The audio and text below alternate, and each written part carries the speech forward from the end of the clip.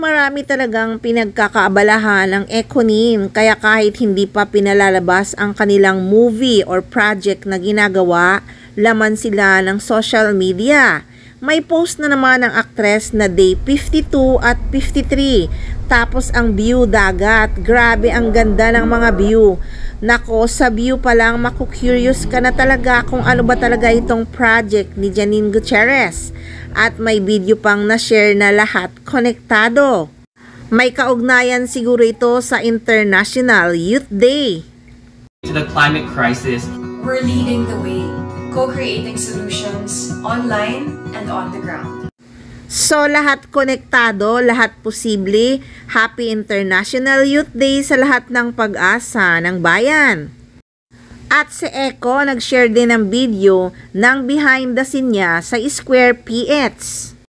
Lalo talagang gumapo si Jericho Rosales, no? Kaya naman crush talaga siya ng bayan. Kahit nga si Melay, grabe din ang paghanga sa aktor. Hindi talaga niya mapigilan ang kiligin kay Jericho Rosales. Nakakatuwa talaga si Melay, hindi niya talaga maitago na sobrang crush niya si Jericho Rosales. No, Melay, may ex ka bang naging kaibigan mo? Ako si Jericho. Oh! Jericho, para sa'yo to! Gagawin ko pa para sa'yo, Jericho! Kaya nga si Janine hindi na rin pinalagpas ang pagkakataon. Sinagot agad ang aktor. Katwira naman kasi niya, pag mahal mo or may gusto ka, aminin agad. Kaya nga may Ekonin tayo ngayon, hindi ba, na talagang kinakikiligan. At saka si Eko ang gumamot sa sugatang puso ni Janine, kaya di na niya pinalagpas pa. Wala namang mawawala sa kanya, ikaw ba naman, hindi ka mai-inlove ng sobra kung kagaya ni Jericho Rosales ang boyfriend mo, sobrang caring, sobrang loving, sobrang thoughtful, sobrang generous at super sweet. Lahat ng katangiang hinahanap nga naman niya sa isang lalaki ay na kay Jericho na.